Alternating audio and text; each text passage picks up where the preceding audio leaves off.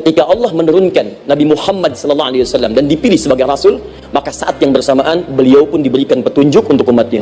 Dan dahsyatnya, petunjuk itu pun disebut dengan hudan. Buka Quran surah kedua, ayat 185. Syahr Ramadan alladhi unzila fihi al-Quran. Di bulan Ramadan itu, kata Allah, saya turunkan Al-Quran. Kenapa saya turunkan Al-Quran? Hudal linnas.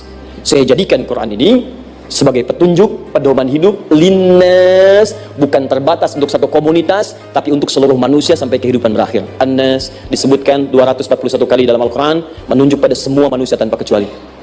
Ini bedanya Al-Quran dengan kitab sebelumnya.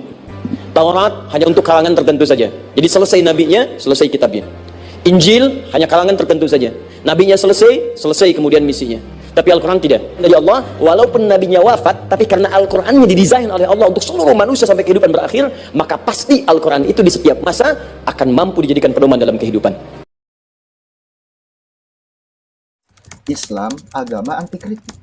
Pernahkah teman-teman semua mendengar bahwa Islam adalah agama damai? Tetapi, benarkah bahwa Islam mengajarkan kedamaian atau justru sebaliknya? Lantas kemudian, apa yang terjadi ketika ada orang yang mencoba mengkritik Islam? Apakah kritikannya berujung kepada kematian? Pada kesempatan kali ini kita akan membahas yang dimana munculnya suatu anggapan di tengah-tengah masyarakat kita bahwa Islam adalah agama anti kritik. Mengapa hal itu bisa terjadi? Dan juga beberapa fakta banyaknya para pengkritik Islam yang dianggap sebagai penoda agama, dianggap sebagai penghina agama, bahkan harus berujung kepada kematiannya. Dan inilah harusnya yang kita pelajari, dan inilah harusnya yang kita benahi. Benarkah Islam yang Anda katakan sebagai agama damai itu mengajarkan kekerasan, terutama ketika menghadapi orang-orang yang mengkritik Islam? Jika memang Islam adalah agama damai, seharusnya Islam itu kuat ketika diuji dengan kritikan dan sebagainya. Bukan malah umatnya ini mengambil pedang, mengambil senapan untuk melawan, untuk melakukan tindakan kekerasan kepada pengkritik Islam.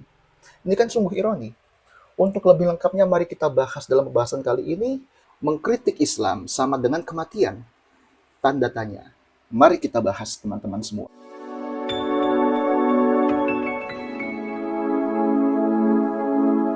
Di tengah-tengah masyarakat munculnya suatu gerakan yaitu Islamfobia, yang dimana gerakan ini timbul akibat keresahan masyarakat terhadap perilaku umat Islam itu sendiri.